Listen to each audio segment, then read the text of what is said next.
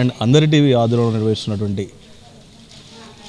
Craft making and drawing competition, super dancer, singing competition సంబంధించి ఈరోజు మనం నర్సంపేట పట్టణంలోని సిటిజన్ క్లబ్లో ఉన్నాం.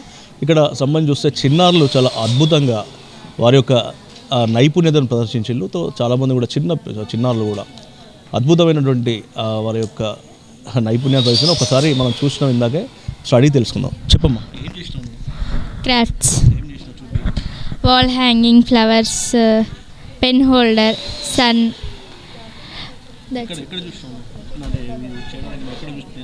YouTube. 7th. Third. Height wise. స్టడీలో ఫస్ట్ లాస్ట్ అంటే మీడియం. అంటే నువ్వు ఫస్ట్లో ఉండాలనుకుంటున్నావు, లాస్ట్లో ఉండాలనుకుంటున్నావు? ఫస్ట్కి వెళ్తావు మీడియం నుంచి. Okay okay. ఇంకేమేమి ఇంట్రెస్ట్ నీకు? ఆల్. అంటే ఏంటి? Dance, craft, stories, yogas. చేస్తావా? సమ్టైమ్స్. ఏమేమి చెప్తారు మీ స్కూల్లో? ఇంకా classes, IIT programs. Study okay, but entertainment ఏం చెప్తారు? Entertainment, stories.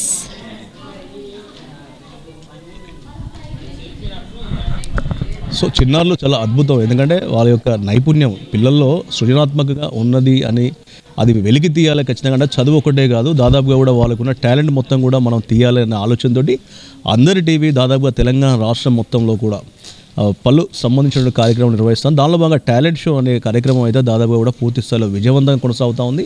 అటువంటి తరుణంలో ఈరోజు నర్సంపేటలో మనం నిర్వహించినటువంటి ఈ యొక్క పోటీల్లో చిన్నారులు వారి యొక్క అద్భుతమైన నైపుణ్యత ప్రదర్శించని చెప్పుకోవచ్చు. ముఖ్యంగా చూస్తే గీతాంజలి డీజే స్కూల్ నుంచి చాలా సంబంధించిన పిల్లలు అయితే పాల్గొన్నారు. సో వారితో పాటు ఇక్కడ మదర్స్ ల్యాండ్, తర్వాత మాంటిసోరీ, విజ్డమ్, తర్వాత ఉదయశ్రీ నుంచి కూడా పిల్లలు చాలా అద్భుతంగా వారి యొక్క డ్యాన్సులు, ఆట మాటలతో అయితే అలరించారు.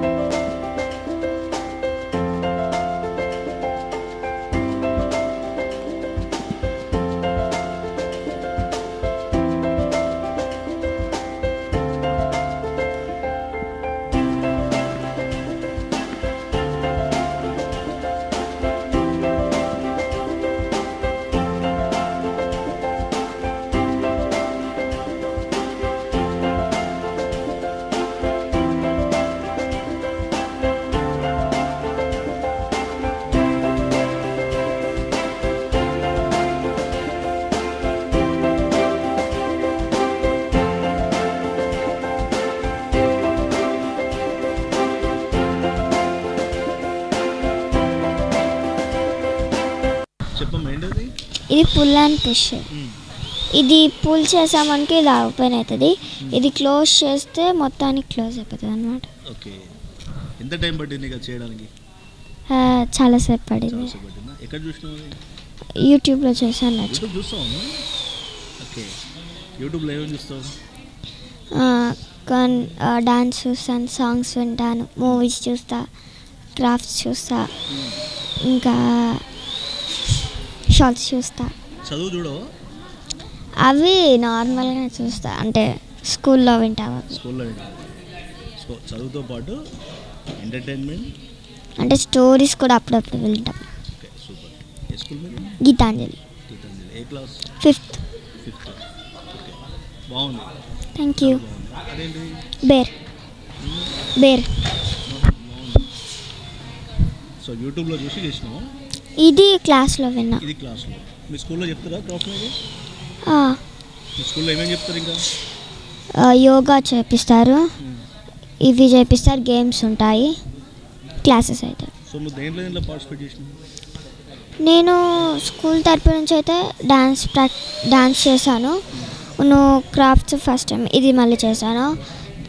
చాలా నా భరతనాట్యం చేశాను. బాగుంది. Thank you.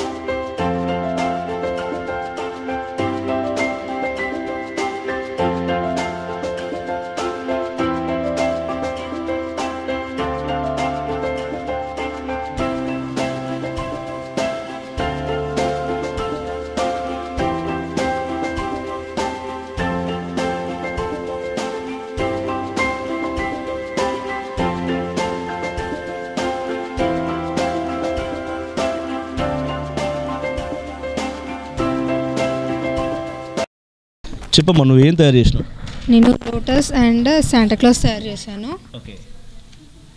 ఇవి లోటస్ ఇవి మన నేషనల్ ఫ్లవర్.